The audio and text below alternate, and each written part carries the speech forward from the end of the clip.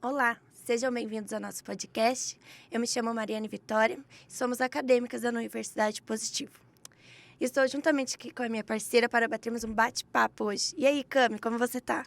Eu estou bem, é um prazer estar aqui juntamente com você gravando esse podcast. Bom, eu me chamo Camila Fernanda, tenho 19 anos e será uma grande oportunidade discutirmos o tema de hoje. E falando em tema, o nosso tema será sobre a alfabetização dos dias de hoje.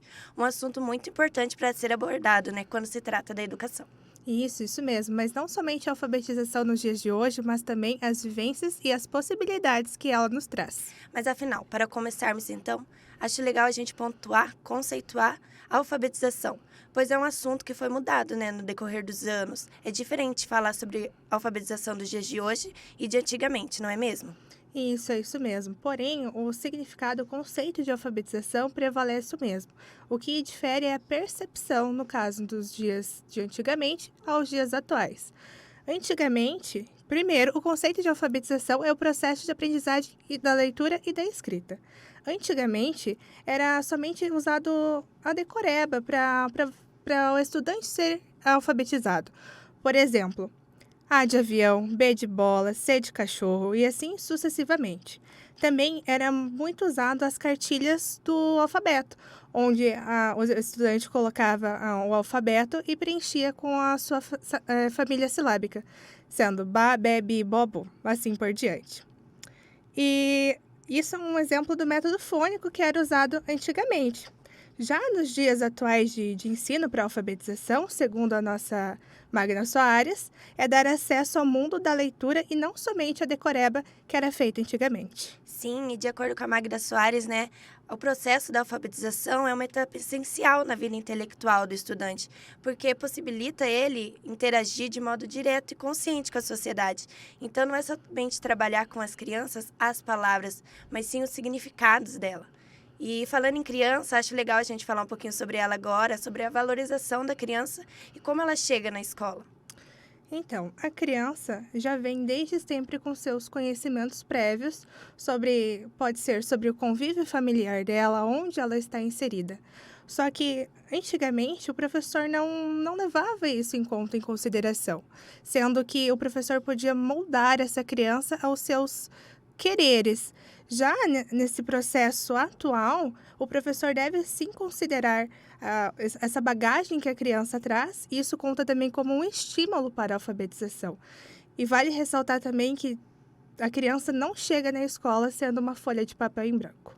Antigamente, era a tal tábula rasa, onde o estudante ele não tinha liberdade em falar os seus conhecimentos, o que ele trazia da sua realidade, do seu convívio, e o professor não dava importância, não dava essa liberdade para a criança falar os seus conhecimentos. E ele se tornava o dono do saber, O estudante tinha que aprender somente o que o professor passava e somente ele era o certo. Isso é verdade. E esse método foi um grande desafio enfrentado por muitos anos. E se nós pararmos para pensar e para pesquisar e investigar, a gente consegue encontrar ainda instituições, podendo ou não ser renomadas, que ainda usam esse método que já é ultrapassado. E quebrar esse paradigma que somente o professor tem o conhecimento, que é uma coisa muito ultrapassada. Mas os desafios não param por aí. Quais desafios a gente consegue perceber além deles? De acordo com as nossas pesquisas, o nosso processo de aprendizagem, um dos grandes desafios é a falta do apoio familiar. Aquele apoio, aquela presença que a família deveria ter com a escola, com os professores, não é encontrada. E isso acarreta muito no processo da alfabetização da criança. E acarreta a falta de interesse do estudante. Sim, isso é verdade. E nessa sua fala, eu acho que interesse é a palavra-chave.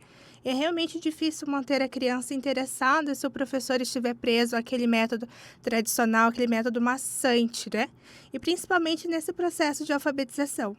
Como já conversamos, os dias atuais estão bem diferentes do que antigamente. Sim, isso é um desafio, Se o professor ficar ali, dependente do quadro, do giz, do caderno, do lápis, onde todos os estudantes estão um atrás do outro, copiando somente o que o professor está passando, causa sim essa falta de interesse, pois o mundo lá fora é bem mais atrativo do que abordando essa questão. E esse atrativo, fazendo uma relação sobre isso, Ó, a gente sabe do que o mundo lá fora interessa muito mais os estudantes do que um professor preso ao método, ao método tradicional de ensino. E também a gente encontra a falta de recursos da escola, em questão de recursos pedagógicos mesmos. E também entra a tecnologia batendo de frente e causando mais interesse tecnológico nos estudantes, tornando-se um desafio para o professor. Isso, mas também não somente como um desafio, né?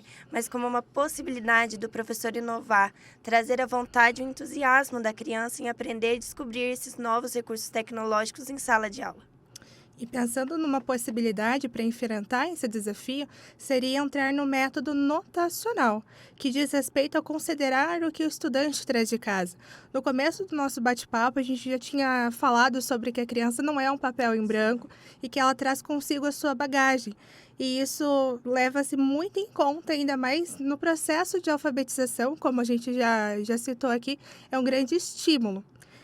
E trazendo essa bagagem, o estudante traz consigo as suas dúvidas, seus conhecimentos, desejos, interesses, questionamentos. Sim, e para trabalhar o método notacional, né, é importante ressaltar que é necessária a afetividade do professor com seus estudantes, conhecer os seus estudantes, a realidade em que eles estão inseridos, porque não vale também de nada o professor levar algo diferente, mas que não tenha relação com a criança. Isso mesmo. E é importante ressaltar nessa sua fala também que você disse do professor conhecer seus alunos, seus estudantes, que nenhuma turma é homogênea, justamente porque as pessoas, as crianças, enfim, todos somos diferentes. E cada criança tem uma personalidade, uma realidade de vida diferente, e o modo de aprender não é igual ao outro, assim como o tempo. Por exemplo, numa sala de alfabetização, uma criança pode ser alfabetizada antes e uma criança pode ser alfabetizada depois, mas não por inteligência ou incompetência, mas sim porque cada tempo é diferente para cada estudante e são diferentes. Sim, e entre esses desafios e possibilidades, né, aqui baseado na nossa conversa, pesquisa e nosso processo de aprendizagem sobre a alfabetização, percebemos que não existe um único método para alfabetizar, né, mas sim é um conjunto de estratégias que ajudam tanto o professor quanto o estudante. Isso é verdade. E um exemplo desses conjuntos de estratégias para ser trabalhados na alfabetização são os projetos, no qual nós aprendemos com a nossa professora, doutora Valéria Brasil, aqui na Universidade Positivo, onde o tema desse projeto que será trabalhado surge a partir dos interesses dos próprios estudantes, fazendo com que ele tenha mais estímulos para aprender. E aqui eu posso dar um exemplo do nosso trabalho da abóbora, né? Eu sou a suspeita a falar, mas foi fantástico, né, Mari? Foi bem legal trabalhar, né? Esse projeto. A gente trocou conhecimentos com a nossa colega de turma que foi muito interessante. E, então, na nossa percepção, falando em alfabetização hoje, o professor ele deve estar aberto e disposto para enfrentar esses desafios que se encontram dentro da sala de aula. Não se fechar para esses desafios e, sabe, se entregar, vai com tudo, vamos passar e ter essa esperança, e estando em sintonia com a realidade dos seus estudantes. E fazendo uma ramificação para essa sua fala, tem uma frase de Paulo Freire que eu vou citar aqui para vocês. Só existe saber na invenção, na reinvenção, na busca inquieta, impaciente, permanente que os homens fazem no mundo, com o mundo e com os outros. Busca esperançosa também. Esses desafios, como o apoio da família, a falta do apoio, né, que a família não tem ali com a escola, a tecnologia, o método notacional, a afetividade e a inovação no processo da alfabetização, eles não são simples, não é fácil, mas isso também pode resultar em uma experiência fascinante e significante para o professor e para o estudante. Portanto, a gente sabe que alfabetizar é um ato incrível. Verdade. Bom, pessoal, esse foi o nosso podcast. Esperamos que vocês tenham gostado de ouvir o nosso bate-papo. Isso aí, com esse trabalho conseguimos ampliar nosso repertório sobre a alfabetização e levando uma parcela do nosso conhecimento para vocês ouvintes. Gostaríamos também de agradecer à Rede Teia e ao curso de jornalismo aqui da Universidade Positiva. Agradecemos a atenção de todos, muito obrigada e até breve. Tchau, tchau!